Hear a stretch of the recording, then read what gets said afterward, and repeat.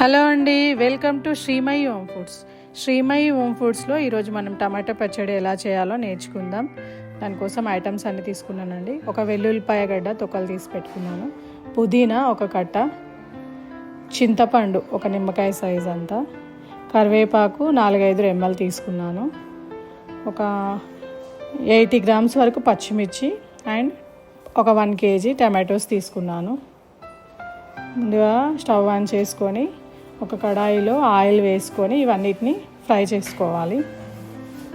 So దీనికోసం కొంచెం ఒక 3 టేబుల్ స్పూన్స్ ఆయిల్ వేస్తున్నాను. దీనికి ఆయిల్ అనేది ఎక్కువనే పడుతుందండి.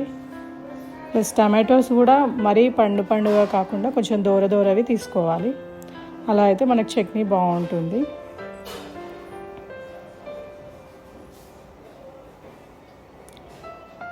ఆయిల్ హీట్ ఎక్కిన తర్వాత ఈ పచ్చిమిర్చిని ఫస్ట్ ఫ్రై చేసుకోవాలి. ఒక 2-3 మినిట్స్ పచ్చిమిర్చి ఫ్రై అయిన తర్వాత మిగతా ఐటమ్స్ కూడా వేసుకొని ఫ్రై చేసుకోవాలి. కొంచెం పచ్చిమిర్చి ఫ్రై అవ్వడానికి టైం పడుతుంది కదా, సో అందుకే వీటిని ముందుగా వేసుకోవాలి.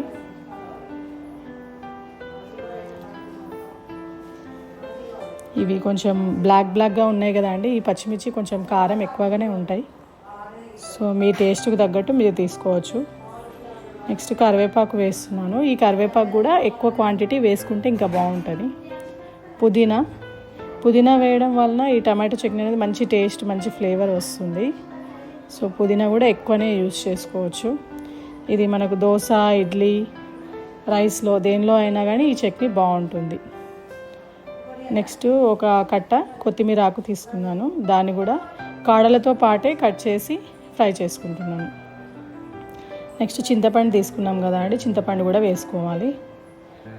మీరు కొంచెం పులుపు ఎక్కువ తినే వాళ్ళైతే ఇంకో కొంచెం 2 రవ్వలు ఎక్కువ చింతపండు కూడా వేసుకోవచ్చు. వీటిని మంచిగా ఫ్రై చేసుకోవాలి.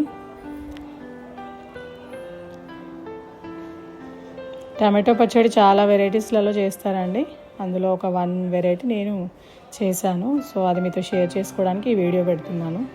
ఈ టమాటోస్ని కూడా ఇదే పచ్చిమిర్చి వాటిలోకి కట్ చేసి వేసేసుకోవాలి. వీటన్నిటిని నేను ముందే కడిగి ఆరబెట్టుకున్నానండి. సో ఇది ఒక 4-5 డేస్ వరకు పచ్చడి పాడవకుండా ఉంటుంది. సో వీటన్నిటిని మంచిగా మగ్గించుకోవాలి. బాగా మగ్గిపోయినాయండి, టమాటోస్ కూడా మంచిగా మగ్గిపోయినాయి. మనము టమాటో పచ్చడి చేసేది ఉంటే వాటిని టమాటోస్ని ఫ్రిడ్జ్లో పెట్టకుండానే వాడుకుంటే బెస్ట్. మార్కెట్ నుండి తెచ్చాక బయట పెట్టేసుకొని పచ్చడి కోసం వాడుకుంటే అప్పుడు తొందర మగ్గిపోతాయి టమాటోస్ అనేవి. వెల్లుల్లిపాయలను కూడా దీనిలోనే వేస్తున్నాను, ఆ వేడికి కొంచెం అవి కూడా ఉడికినట్టు అవుతుంది అని చెప్పేసి. సో వీటిని ఇప్పుడు మిక్సీ పట్టుకోవాలి. కొందరు బరకగా తింటారు, కొందరు మెత్తగా పేస్ట్ లాగా తింటారు కదా. సో ఎవరి టేస్ట్కి తగ్గట్టు వాళ్ళు వేసుకోవచ్చు. ఇందులో దొడ్డుప్పు వేసానండి. నెక్స్ట్ ఇందులోనే కొద్దిగా జీలకర్ర కూడా వేస్తున్నాను, పచ్చి జీలకర్రనే వేస్తున్నాను నేను. తర్వాత యాక్చువల్గా మెంతులు వేయాలి, నేను మెంతులకు బదులు మెంతి పౌడర్ వేస్తున్నాను. ఇది మెత్తగా మిక్సీ పట్టుకున్నానండి.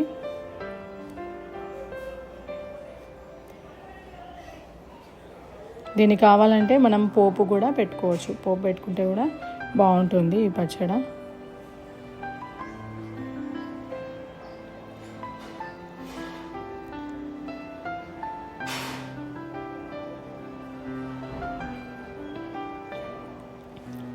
ఎప్పుడు దోశ, ఇడ్లీలోకి పల్లి చట్నీయే కాకుండా ఇలా టమాటో పచ్చడి ట్రై చేయండి మీరు కూడా, మీకు నచ్చితే.